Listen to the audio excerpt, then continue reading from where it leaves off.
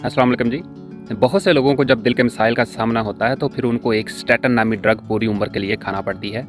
और ये स्टैटन नामी ड्रग बेसिकली हमारे खून में से जो कोलेस्ट्रॉल और ट्राइग्लिसराइड्स है उनका लेवल कम रखती है।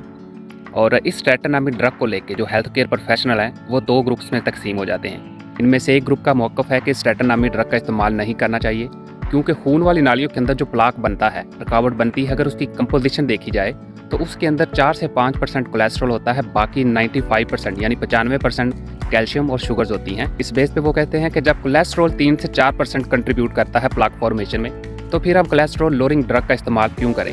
जबकि दूसरे ग्रुप का मौक़िफ़ है कि कोलेस्ट्रॉल और ट्राइग्लिसराइड ही प्लाक फॉर्मेशन का सबब बनते हैं, वही इसको इनिशिएट करते हैं। तो चलिए इसका पोस्टमार्टम करते हैं और देखते हैं कि स्टैटन का इस्तेमाल करना चाहिए या नहीं। हमारी खून वाली नालियों में जब भी प्लाक फॉर्मेशन यानी रुकावट बनना शुरू होती है तो ये कोलेस्ट्रॉल और ट्राइग्लिसराइड ही शुरू करते हैं।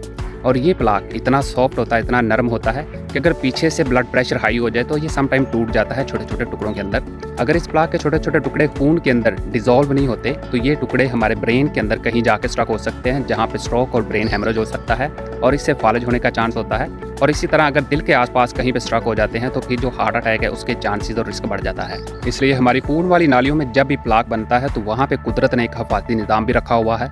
हमारे खून में मौजूद कैल्शियम इस प्लाक में जमा होना शुरू हो जाता है और वहाँ पे एक कंक्रीट की तरह काम करता है, इसको मजबूत रखता है। इससे नुकसान का थोड़ा सा खतरा कम हो जाता है, लेकिन वक्त के साथ साथ ये प्लाक बढ़ता जाता है, जिससे जो खून वाली नालियाँ हैं वो थोड़ी सी तंग होना शुरू हो जाती हैं और फिर आपको तकलीफ होती है और हार्ट अटैक का जो रिस्क है वो बढ़ता जाता है। इसलिए हेल्थ केयर प्रोफेशनल आपको सारी उम्र स्टैटन खाने को बोलते हैं, क्योंकि जो प्लाक बनने थे वो बन चुके हैं। अब फ्यूचर में इन प्लाक फॉर्मेशन को रोका जा सकता है, इनको थोड़ा सा स्लो किया जा सकता है और जो आपकी बाकी लाइफ है उसको बेहतर तरीके से गुजारा जा सकता है। और अगर आप इस स्टैटन को तर्क करना चाहते हैं तो बराए करम अपने डॉक्टर से मशवरा लाजमी कर लें, उसके बाद ही इसको तर्क करें। अपना और अपनी सेहत का ख्याल रखें। सी यू नेक्स्ट टाइम।